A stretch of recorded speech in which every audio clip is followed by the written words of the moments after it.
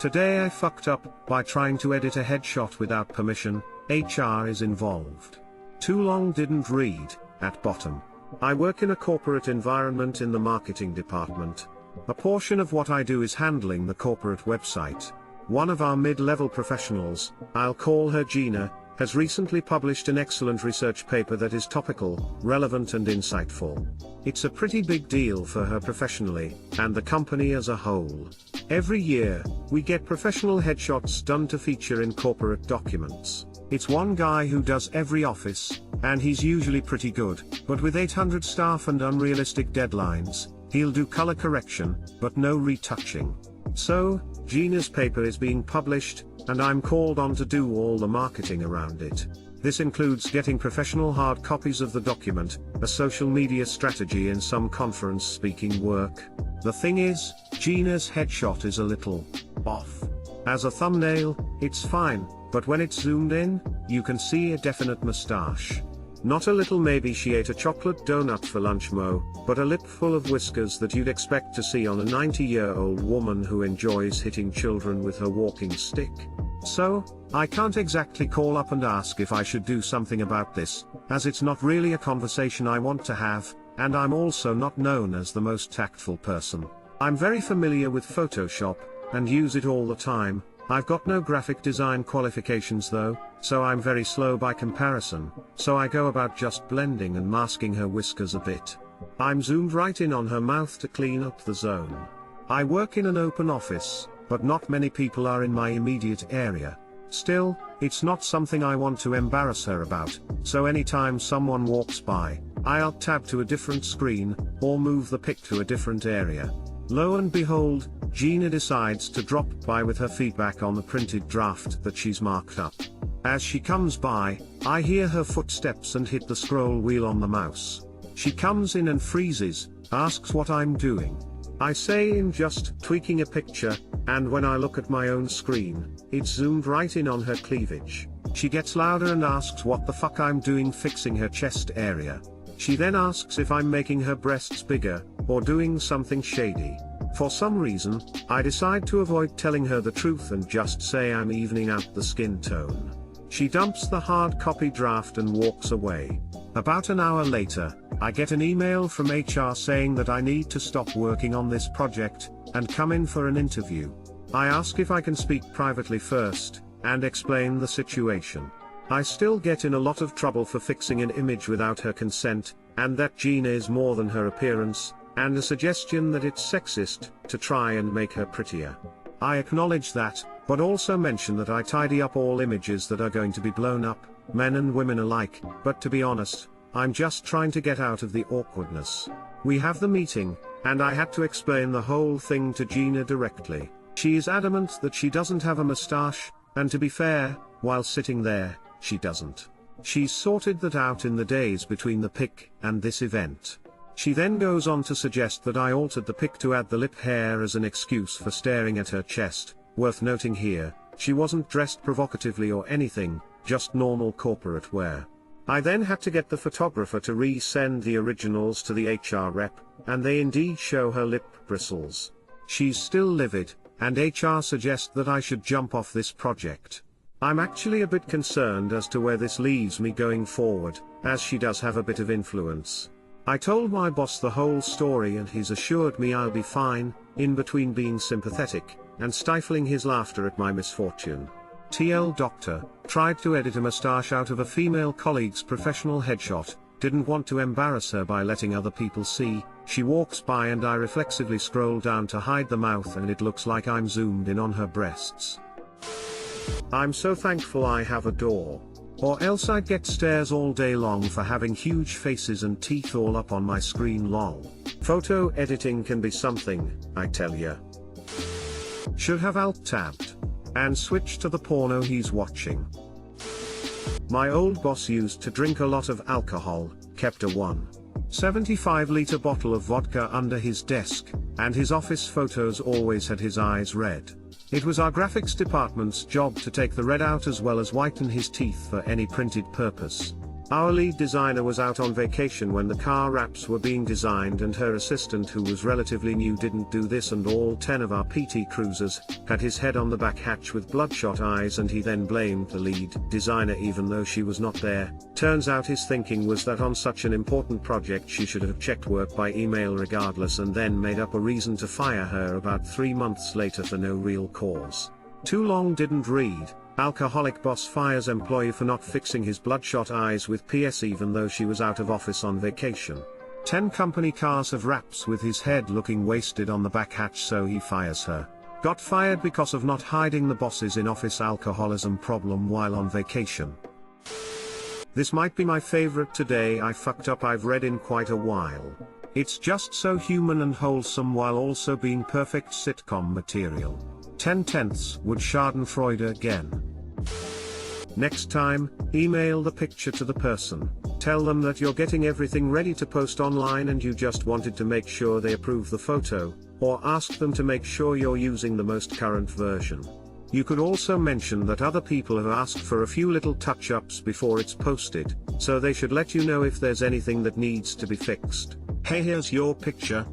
Is the face okay? For example, around your mouth, or anywhere really. Are there any changes you'd like to share before we make it poster sized? ? Today I fucked up by unwrapping a condom. So this happened earlier in the week, but is NSFW so posting on the weekend? Also on my throwaway since I don't want this story going back to the IRL me. So at uni, as a part of their safe sex promotion, we get given condoms in our welcome to uni packs for students who live in the university run accommodation. I'd always chucked these in my drawer for future use if the situation requiring them ever arose.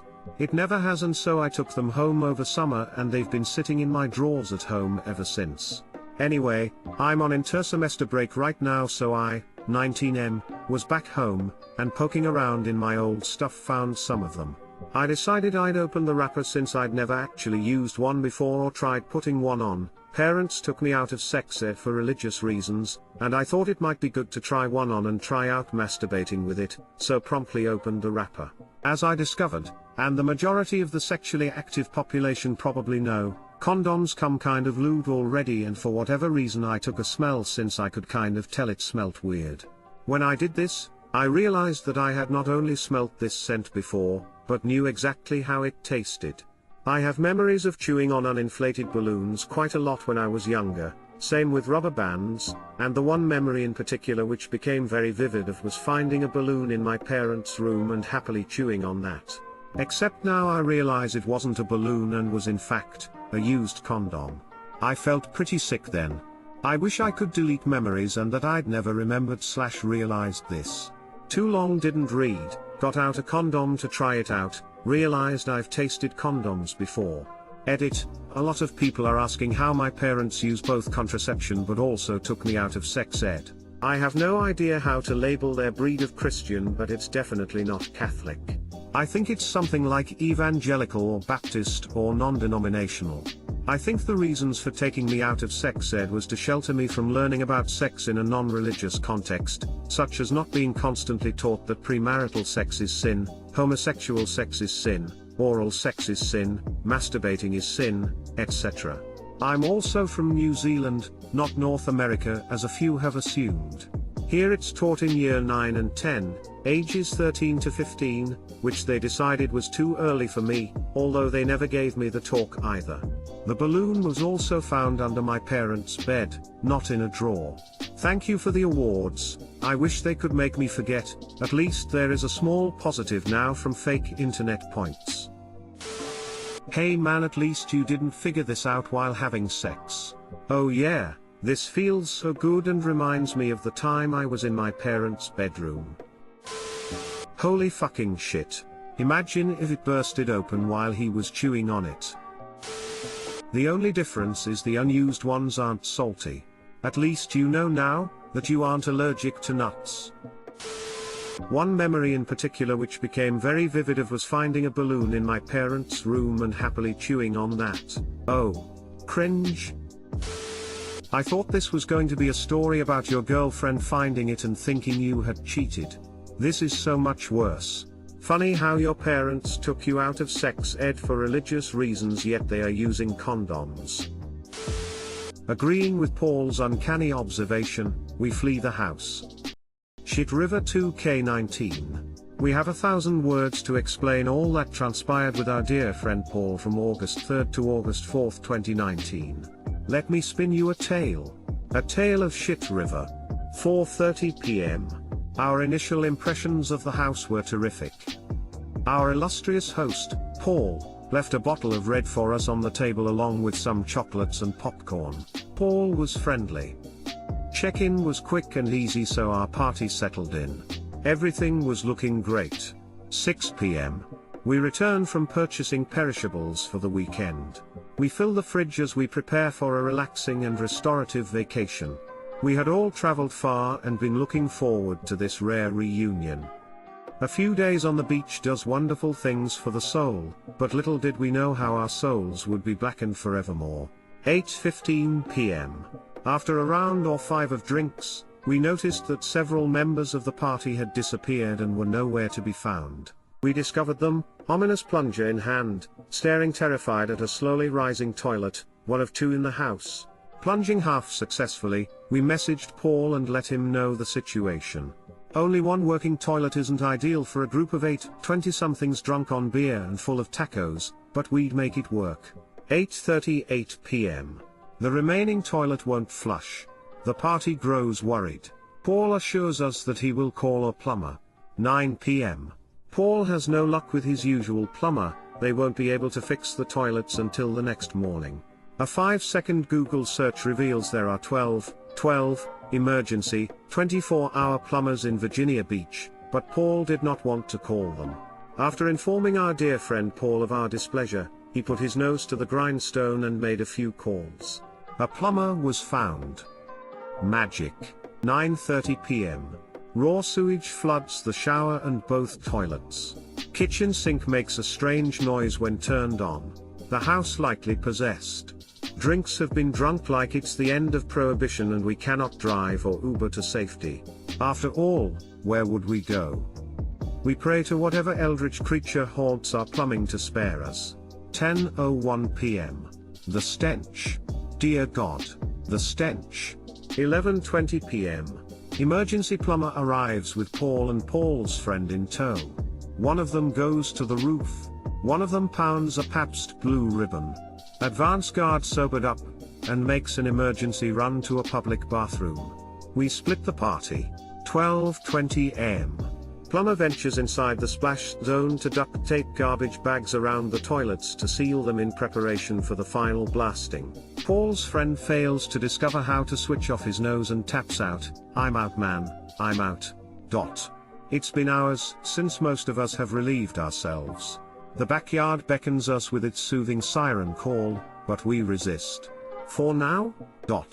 12:22 am. Paul assures us the problem will soon be fixed and to keep partying. Classic Paul. We oblige, blithely unaware of the horror shit show still awaiting us. 12:24 am.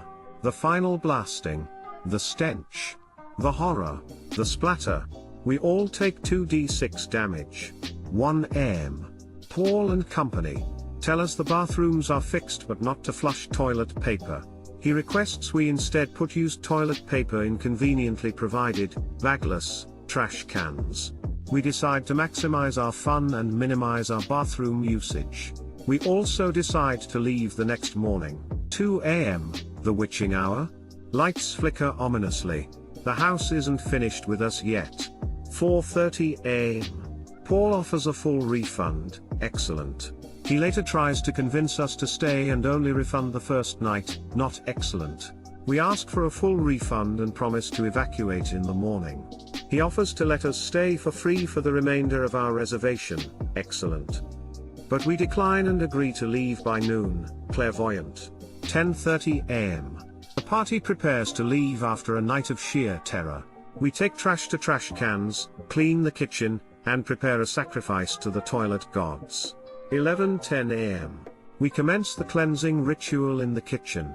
After completion, we agree never to speak of this again. 11:11 am. The great gurgle. We hear, deep from the bowels of hell, a cursed glugging. Was it the broken spirit of Paul's friend chugging another Pibra?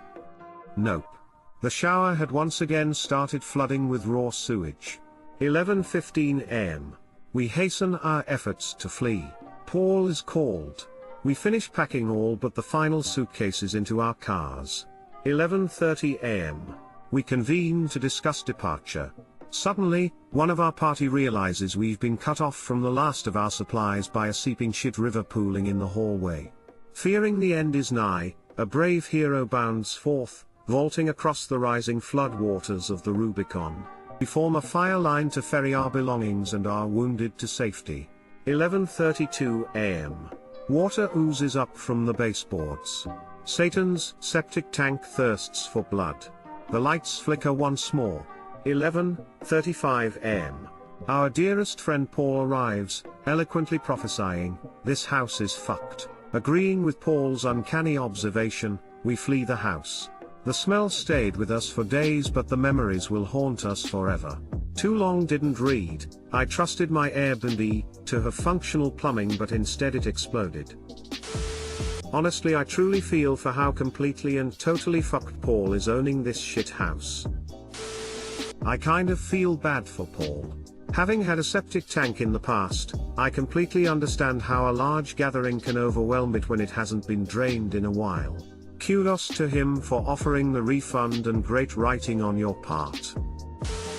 LPT, when this happens, please stop putting water down the drains.